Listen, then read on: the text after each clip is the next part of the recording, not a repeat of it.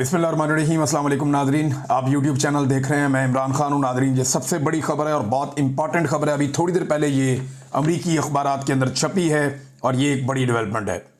इसका दुनिया पे असर पड़ेगा क्योंकि इससे पहले जब भी ऐसा हुआ अमेरिका ने कुछ ना कुछ बड़ा किया है। अमरीकी गवर्नमेंट ने फौरी तौर पे पूरी दुनिया में मौजूद अमरीकी जर्नल्स और एडमिरल्स को अमेरिका में तलब कर दिया है। ये अनयूजुअल है और इनको हंगामी तौर पे तलब किया गया है। आप तमाम अमरीकी अखबारात उठा लें। सबसे पहले ये खबर जो है वॉशिंगटन पोस्ट ने दी है। मेरे पास यहाँ पे ये खबर मौजूद है मिलिट्री टाइम्स में। दीगर बहुत सारे जो अमरीकी अखबारात हैं, जरीदे हैं, उन सब के अंदर ये खबर छप चुकी है कि अमेरिका ने इमीडिएटली अपने 800 जर्नल्स और एडमिरल्स को, ये लगभग 800 से ज़ायद हैं मिलिट्री जर्नल्स और एडमिरल्स जो पूरी दुनिया के अंदर फैले हुए हैं। ये दुनिया के दर्जनों ममालिक में अलग अलग टाइम जोन्स के अंदर ये लोग बैठे हुए हैं। एशिया में है, अफ्रीका में है, यूरोप में है, जहां जहां दुनिया में बैठे हुए हैं। इन तमाम जर्नल्स को और एडमिरल्स को, चाहे वो बहरी बेड़ों में हैं, चाहे वो ज़मीन के ऊपर हैं या अमरीकी फौजी अड्डों पे हैं, ये जहां जहां पे ये लोग मौजूद हैं दिफाई नुक्ता नज़र से, चाहे इनका ताल्लुक ऑपरेशनल फोर्सेस से है, चाहे ये नेवी के हैं, चाहे एयरफोर्स के हैं, या इनका ताल्लुक जो है वो इंटेलिजेंस से है, इन सबको अमेरिका में कॉल किया गया है। इससे पहले जब जब ये हुआ इसके असरात दुनिया के ऊपर पड़े हैं। मैं थोड़ा सा आपको याद दिला देता हूं ताकि, क्योंकि हमारी याददाश्त जो है वो इतनी अच्छी नहीं है। मैं आपको याद दिलाता हूं कि माजी में जब ये हुआ तो फिर क्या हुआ। ये माजी करीब की बात बताता हूं। ये जनाब जितने भी जनरल्स हैं और एडमिरल्स हैं, इनको हंगामी तौर पर बुलाया गया। ये आम बात नहीं है। माजी में ये 3 मरतबा में जो करीबी तारीख है वो ये बताती है।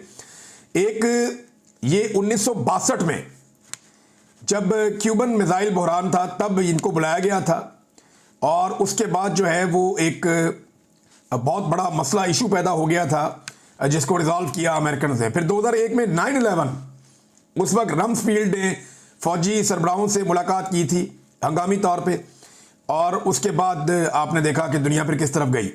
2003 में इराक जंग थी, उसकी प्लानिंग के ऊपर मीटिंग के हवाले से और सद्दाम रजीम के खात्मे के हवाले से ये किया गया था, हमने वो भी देखा। और अब उसी नौयत की एक हंगामी मुलाकात जो है वो अब की जाएगी। इसमें जो सेक्रेटरी डिफेंस हैं अमेरिका के, पीट हेग्सेट, उन्होंने समन किया है तमाम टॉप ऑफिशियल्स को। ये बैठेंगे। अब ये क्या करने जा रहे हैं इसके बारे में आप कुछ नहीं कह सकते। अब जो डोनाल्ड ट्रंप की हुकूमत है उन्होंने ये भी तय किया था इक़्तिदार में आने से पहले डोनाल्ड ट्रंप ने कि वो फौज की जो एक तरीक़ाकार है उसको बदल देंगे। उन्होंने कुछ चीज़ों के नाम भी बदले हैं और वो ये भी कहते रहे कि हम फौज को थोड़ा कम भी करेंगे, हम क्वालिटी पे जाएंगे क्वांटिटी के बजाय। वो इस तरह की चीज़ें वो करते रहे और वो अपनी पॉलिसीज़ लाना चाहते हैं। लेकिन क्या उनको लाने के लिए इस लेवल पे इतनी बड़ी मीटिंग बुलाने की ज़रूरत है? देखिए, हाल ही में अमेरिका की आपको देखना पड़ेगा तरजीहात क्या है। नंबर 1, वो अफगानिस्तान से वापस लेना चाहते हैं बगराम एयरबेस। नंबर 2, अमेरिका परेशान है चाइना की बढ़ती हुई मईशत से। चाइना का जो माशी असर रसूख है वो पूरे एशिया और यूरोप में फैल चुका है। अफ्रीका के मिनरल्स के ऊपर चाइना कंट्रोल करता है बहुत बड़े पैमाने पे। और ये आपका जो मिडल ईस्ट है या जहां पे भी चले जाए, इवन अमेरिकन मईशत के अंदर चाइना पेनिट्रेट करता है। ये एक बहुत बड़ा इशू है। चीन के साथ एक सर्द जंग अमेरिका की चल रही है, जैसे एक दौर में रशिया के साथ अमेरिका की सर्द जंग चलती थी। पाकिस्तान उस दौर में अमेरिकन कैंप में था और आज पाकिस्तान जो है वो फिर अमेरिकन कैंप में ऐसा दिखाई दे रहा है। इमरान खान साहब की पॉलिसी जरा डिफरेंट थी। तो जिस तरीके का प्रोटोकॉल पाकिस्तान के वज़ीर आज़म को अमेरिका में मिला है या फील्ड मार्शल को मिला है, इन चीज़ों को देखने के बाद जो ये ऑप्टिक्स जो आपको दिखाई दे रहे हैं ना, ये पर्दे के पीछे कुछ और होता है। हमेशा जब जब हमें इस लेवल का प्रोटोकॉल मिला है ना हमारे किसी डिक्टेटर को, तो उसके बाद कुछ जर्नैलों की तो नस्लें संवर गईं, कुछ मौलवियों की नस्लें संवर गईं, कुछ सियासतदान ज़मीन से आसमान पे पहुंच गए। लेकिन पाकिस्तानी कौम ने हर ऐसी मुलाकात की कीमत दहाइयों तक चुकाई है। ये मैं आपको बिल्कुल कैटेगोरिकली कह रहा हूं क्योंकि अभी तक कोई चीज़ हमारे सामने एलामिया की सूरत में नहीं है। लोग सवालात उठा रहे हैं, लेकिन अमेरिकन की ये एक बहुत बड़ी मीटिंग है और ये बड़ी डेवलपमेंट है। पूरी दुनिया में चमगोइयाँ हो रही हैं और मज़े की बात यह है कि कोई भी अखबार, कोई भी जरीदा अभी तक ये नहीं बता रहा कि ये मुलाकात हो किस लिए रही है। बल्कि सारे अंदाजे लगा रहे हैं, सारे ये बात करें ये बहुत इंपॉर्टेंट है, अनयूजुअल है, नॉर्मली ऐसा होता नहीं है, लेकिन ये हंगामी है। अब क्या फैसले होंगे उसको खुफिया रखा गया है। 12 चीजें सामने आ जाएंगी तो पता चल जाएगा कि ये मामला किस तरफ जाता है। नाज़रीन, ये एक तस्वीर आप देखें, इसमें तकरीबन 9 रहनुमा हैं जो मुलाकात कर रहे हैं जनाब डोनाल्ड ट्रंप साहब से। ये 9 रहनुमा हैं। मैं आपको इस तरह के 9 और दिखा सकता हूं, 10 और दिखा सकता हूं, बहुत सारी और तस्वीर दिखा सकता हूं। ये रहनुमा सारे मुलाकात कर रहे हैं डोनाल्ड ट्रंप से। और एक तस्वीर आप ये देखें, शहबाज शरीफ की मुलाकात हो रही है डोनाल्ड ट्रंप से। इनमें फर्क क्या है? ये जो बाकी ममालिक के रहनुमा है ना, ये अपने साथ अपना आर्मी चीफ नहीं लेकर गए, लेकिन शहबाज शरीफ की डोनाल्ड ट्रंप के साथ जो मुलाकात है उसमें साथ आर्मी चीफ बैठा हुआ है। रीजन क्या है? पहला सवाल तो यह है कि क्या आर्मी चीफ शहबाज शरीफ को साथ लेकर गया या शहबाज शरीफ आर्मी चीफ को साथ लेकर गया? पहला सवाल तो यह है।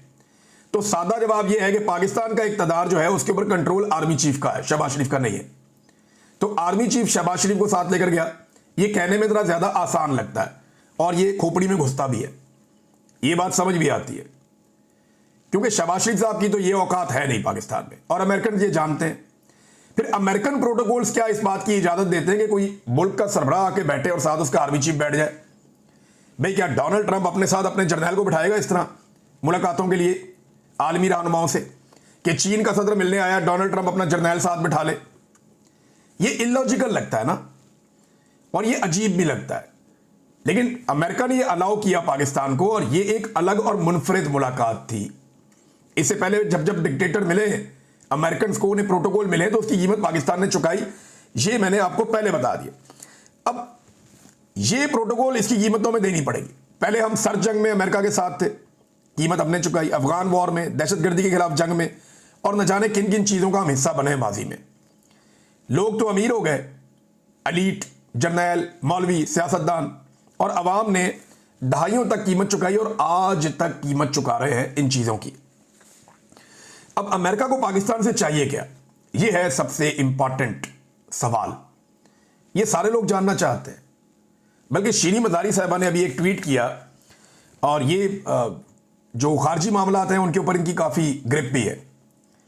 तो वो ये कहती हैं कि उन्होंने भी वही सवाल उठाया, ये जो खातून वफद के साथ गई हैं, इस सवाल से उन्होंने भी सवाल उठाया कि भाई ये क्या चल रहा है, कौन लेकर गया है, हुकूमत इसके ऊपर जवाब दे। क्या आप अब्राहम अकॉर्ड पे दस्तखत करने जा रहे हैं? क्या आप इसराइल को तस्लीम करने जा रहे हैं? तो देखें, मेरी इंफॉर्मेशन के मुताबिक, और मैं ये पहली दफा नहीं कह रहा, आसिम मुनीर साहब की मुलाकात पहले डोनाल्ड ट्रंप से नहीं हुई थी, मैं तब भी यही कह रहा था।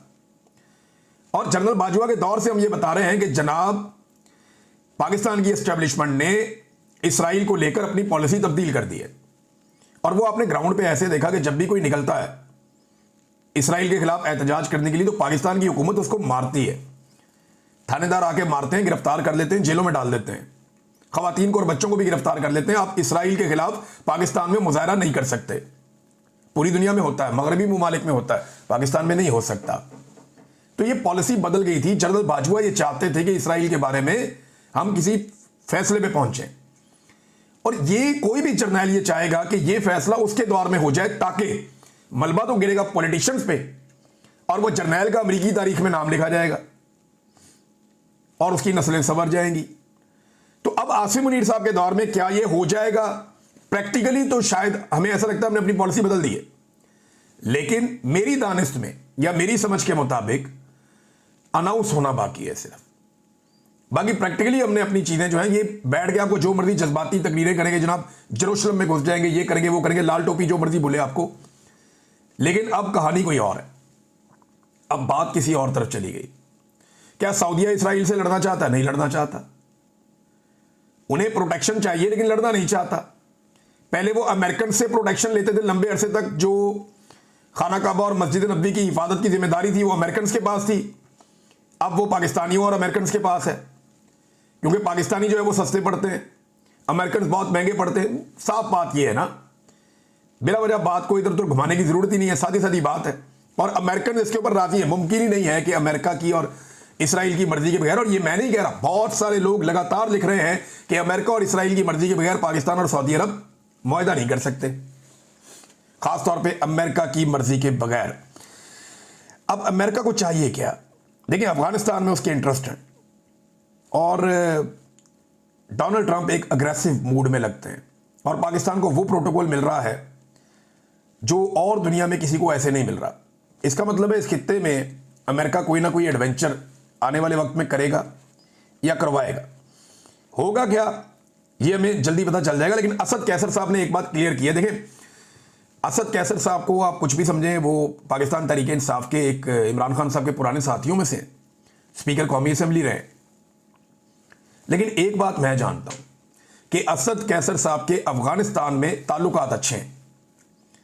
अफगानिस्तान की हुकूमत पाकिस्तान में जिन लोगों के साथ बातचीत करने में दिलचस्पी रखती है वो मौलाना फजलुर रहमान नहीं है, वो कोई बिलावल जरदारी नहीं है, वो ना तो शहबाज शरीफ है। हाँ, यहां पे कुछ लोग ऐसे हैं पीएमएलएन में जिनसे अफगान हुकूमत बात कर सकती है। इसी तरह पीटीआई के अंदर जिन लोगों के साथ अफगान हुकूमत बहुत कंफर्टेबल हो जाएगी उनमें एक असद कैसर है। अब असद कैसर के पास जरूर कोई इंफॉर्मेशन है क्योंकि उन्होंने 27 तारीख के जलसे के हवाले से बात करते हुए इस मामले को छेड़ा है। असद कैसर कहते हैं और यह बात उन्होंने वाजे की है कि अफगानिस्तान पर जंग मुसल्लत नहीं करने देंगे, किसी सूरत खून खराबा नहीं होने देंगे। अगर कोई अफगानिस्तान से जंग शुरू करने जा रहा है तो हम सियासी जमातें और अवाम इस जंग में शामिल नहीं होंगे। ये बहुत इंपॉर्टेंट है। इसका मतलब है अफगानिस्तान के पास ये इंफॉर्मेशन है कि उनके ऊपर जंग मुसल्लत की जा सकती है और इस मर्तबा पाकिस्तान को इन्वॉल्व भी किया जा सकता है। और इमरान खान साहब जेल से बैठकर बार बार खबरदार कर रहे हैं कि अफगानिस्तान के साथ बात करो, किसी लड़ाई में उनके साथ ना जाओ, किसी जंग का हिस्सा ना बनो। हमारा मफाद इसमें कि हम अफगानिस्तान के साथ बातचीत करें। तो क्या अब अमेरिका एक नया मॉडल बना के अफगानिस्तान में दखलंदाजी करने जा रहा है? तो असद कैसर साहब ने कैटेगोरिकली ये कह दिया बगैर किसी का नाम लिए। नादरीन, पाकिस्तान तहरीक इंसाफ की इस वक्त जो सारी तवज्जो है वो 27 तारीख के जलसे पर है और उसकी तैयारियां की जा रही हैं धड़ाधड़। हम इसके ऊपर एक लाइव ट्रांसमिशन भी करेंगे। मैं साबिर शाकिर भाई, सिद्दीक जान और ये मकबूल जान साहब, समी इब्राहिम साहब, हारून रशीद साहब, समीना पाशा साहिबा होंगी, हम सभी आदमी साहब को कहेंगे, हमारे साथ अमीर अब्बास साहब होंगे, कुछ पॉलिटिकल लोग उनको भी हम साथ शामिल करेंगे, कुछ और दीगर नाम अगर मैं भूल गया हूँ माजरत चाहता हूँ। जो पॉलिटिकल एनालिसिस करते हैं पाकिस्तान में लोग, उनको भी हम शामिल करेंगे। तो ये ट्रांसमिशन हम जलसे के बारे में करेंगे क्योंकि आपको कोई टीवी चैनल तो दिखाएगा नहीं। जब टीवी चैनल नहीं दिखाएंगे तो हम अपने चैनल्स पे आपको एक ट्रांसमिशन करके सोशल मीडिया के ऊपर आपके पास लिंक अवेलेबल होंगे, आप वहाँ पे जाके उसको बराह रास्त देख सकते हैं। जिन आवाज़ों को बंद किया गया है वो आवाज़ें मिलकर जिस पॉलिटिकल पार्टी की आवाज़ों को बंद किया गया है वो आवाज़ आप सबको हम सुनवा देंगे। अब नाज़रीन, पाकिस्तान तहरीक इंसाफ की सारी तवज्जो इस पे है और अच्छी बात यह है कि जो आइडिया एक सामने आया था कि जलसागाह में शोहदा की तस्वीर लगाई जाएं, तो वो शोहदा की तस्वीर के जो है बड़े बड़े होर्डिंग्स जलसागाह में लगा दिए गए हैं। इमरान खान साहब का इस हवाले से एक स्टेटमेंट भी आया है। ये स्टेटमेंट मैं आपके सामने रख देता हूँ। ये एक मुख्तसर स्टेटमेंट है उनका। उन्होंने कहा कि 27 सितंबर को पेशावर जलसा जमहूरियत की बहाली और कानून की बालादस्ती के साथ साथ खैबर पख्तूनख्वा के अमन और इंसानी हुकूक की तकरीम बहाल करने के लिए होगा। मैं कैदोबंद की सऊबतें इसलिए झेल रहा हूँ ताकि मेरी कौम को हकीकी आज़ादी मिल सके। मुल्क भर से शहरी हफ्ते के दिन पेशावर जलसे में शिरकत करें और जुल्म के खिलाफ ऐलान बगावत करें। ये इमरान खान साहब का अडियाला जेल से पैगाम आया है 27 तारीख के जलसे के हवाले से। और क्योंकि अब पाकिस्तान तहरीक इंसाफ भी जो है वो उन्होंने अगला गियर लगा दिया है और वो एक नई तहरीक के अंदर शामिल हो गए हैं। देखें, ये जो महीना शुरू होता है ना अक्टूबर का, तो यहाँ से तहरीकें शुरू होती हैं।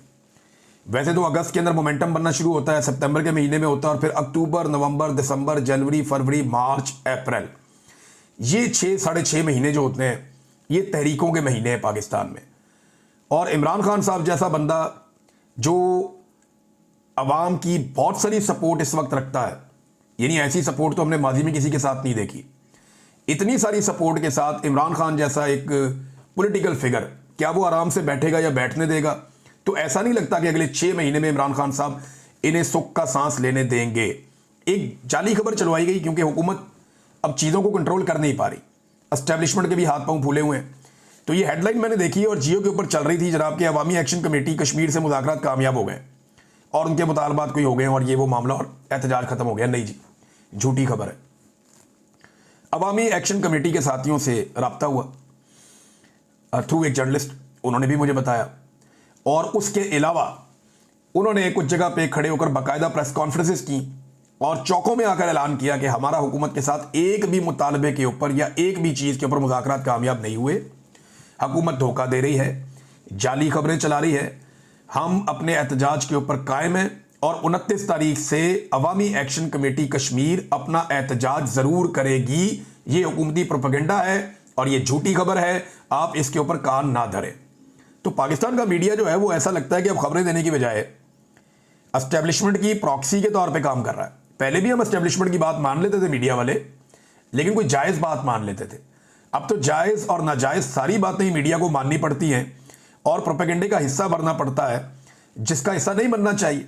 अवाम की तवज्जो हटाने के लिए इनकी कार्रवाइयां आप चेक करें कि पीपल्स पार्टी और नून लीग ने नूरा कुश्ती शुरू कर दी है। उधर से बिलावल एक स्टेटमेंट देता है, फिर मरियम देती है, फिर बिलावल देता है, फिर मरियम देती है और उसके क्लिप काट के सोशल मीडिया पे वायरल करने की कोशिश की जाती है। जनाब, इनको वायरल कर दें आप, और वायरल इसलिए कर दें ताकि तवज्जो इधर आ जाएगी, पीपल्स पार्टी और नून लीग लड़ पड़े, ताकि अवाम को इससे उम्मीद हो जाए कि जनाब पीपल्स पार्टी और नून लीग लड़ पड़े, हुकूमत अब खुद ही गिर जाएगी, हमें कुछ करने की जरूरत नहीं है। सब फ्रॉड है, सब बेईमानी है। ये जनूबी पंजाब के सैलाब को लेकर, ये बेनज़ीर इनकम सपोर्ट प्रोग्राम को लेकर और छोटे छोटे मामलात को लेकर एक दूसरे को उचकले दे रहे हैं, एक दूसरे को छेड़छाड़ कर रहे हैं और ये सिर्फ अवाम का फोकस शिफ्ट करना चाहते हैं। देखिए, जो सैलाब मुतासरीन के लिए जो उनके साथ हुआ वो दिखाने की बजाय ये दिखा रहे हैं पाकिस्तान के मीडिया के लोग, ताकि तवज्जो हटाई जा सके। सैलाब मुतासरीन के दुखों को रिकॉर्ड करने की बजाय टिकटॉक्स पाकिस्तान के मीडिया ने दिखाई हैं, लोगों का नुकसान नहीं दिखाया, हुकूमत की तारीफें चलाई हैं और अब एक मरतबा फिर फोकस हटाने की कोशिश की जा रही है। तो क्या ऐसे फोकस हट जाएगा? ना पहले हटा ना अब हटेगा। नाज़रीन, जस्टिस जहांगीरी साहब के खिलाफ जो है वो उनकी डिग्री मनसूख कर दी गई है यूनिवर्सिटी की जानिब से, और कराची के अंदर भी जो हाई कोर्ट है उन्होंने वो केस फारिग कर दिया। अब जो डिग्री मनसूख की गई यूनिवर्सिटी की जानिब से, एक तो मोटी खोपड़ी को बात समझ नहीं आती, भाई जो डिग्री जाली है वो तो कभी जारी नहीं हुई, और जो चीज जारी ना हो उसको मनसूख कैसे किया जा सकता है ना सवाल पूछने वाला। एक तरफ बोलते हैं कि डिग्री जाली है, तो ठीक है, अब जब जाली है तो उसको मनसूख कैसे किया जा सकता है, सवाल यह पैदा होता है। जो चीज जारी नहीं हुई, आपने दी नहीं, तो फिर मनसूख आप कैसे कर सकते हैं? मोटी खोपड़ी है ना, बात दिमाग में घुसती नहीं है। वो ये कह रहे हैं जनाब कि इनकी डिग्री फारिग कर दी गई है और इसके अंदर जो हवाला दिया गया है वो सिंडिकेट मीटिंग का दिया गया जो पिछले साल अगस्त में हुई थी। लेकिन आपको याद है, उस मीटिंग के बाद एक प्रोफेसर साहब जो सिंडिकेट के मेंबर थे, रियाज अहमद साहब, वो गिरफ्तार भी हुए थे, उनके ऊपर दबाव भी डाला गया था, उन्होंने बताया भी था। ये उसी मीटिंग का हवाला देकर डिग्री मनसूख कर दी गई है। अच्छा, ये पहली दफा नहीं हुआ। जो एक जज साहब थे ना, गुलाम सफदर शाह साहब, ये नाम आपने याद रखना है। एक जज हुआ करते थे पाकिस्तान में, गुलाम सफदर शाह। ये उस बेंच का हिस्सा थे जिस बेंच ने फैसला दिया जुल्फिकार अली भुट्टो की फांसी का। जब जजेस फैसला दे रहे थे जुल्फिकार अली भुट्टो की फांसी का, तो ये एक जज, इन्होंने इख्तलाफ कर लिया था फैसले से। इन्होंने कहा जी मैं इसका हिस्सा नहीं बनता, ये आप बेगुनाह को फांसी दे रहे हैं, मैं इसका हिस्सा नहीं बनता, मैं ये फांसी के लिए इख्तलाफ करता हूं। उस दौर की एस्टेब्लिशमेंट ने, ज़िया उल हक की एस्टेब्लिशमेंट ने बड़ा दबाव डाला इनके ऊपर, लेकिन गुलाम सफदर शाह साहब माने नहीं। उसके बाद गुलाम सफदर शाह साहब की भी डिग्री जाली निकल आई। तो ये पुरानी रीत चल रही है, ये हथियार पुराने हैं, ये बाजू हमारे आजमाए हुए हैं। यही काम इन्होंने माजी में किया और आज उसके ऊपर कौम से माफिया मांगते फिरते हैं। आज उठे ना कोई जर्नैल और उठ के कहे कि उसने जुल्फिकार अली भुट्टो को ठीक फांसी दी थी, उठे ना, करे ना हिम्मत, करे डिफेंड ज़िया उल हक को, करे कोई डिफेंड परवेज मुशर्रफ को, करे कोई डिफेंड याया खान को और अयूब खान को, कोई नहीं करेगा। अपने खानदान उनके नहीं कर सकते तो ये जर्नैल क्या करेंगे? तो जो गंद इन्होंने मारा ना माजी में, वही आज मार रहे हैं। कल के दिन में ये जस्टिस जहांगीरी की डिग्री मनसूख होने का मामला या डिग्री की बुनियाद के ऊपर इनको निकालने का मामला या जाली करार देने का मामला, इसको डिफेंड करने के लिए फौज में एक बंदा भी नहीं मिलेगा मुस्तकबिल में। तो आज का गंद ना, कल ये टोकरा सर पे उठाना पड़ेगा। यही माजी में होता आया, आइंदा भी आपको यही करना पड़ेगा। अब तक के लिए इतने ही, अपना ख्याल रखिएगा, अपने चैनल का भी। अल्लाह हाफिज़।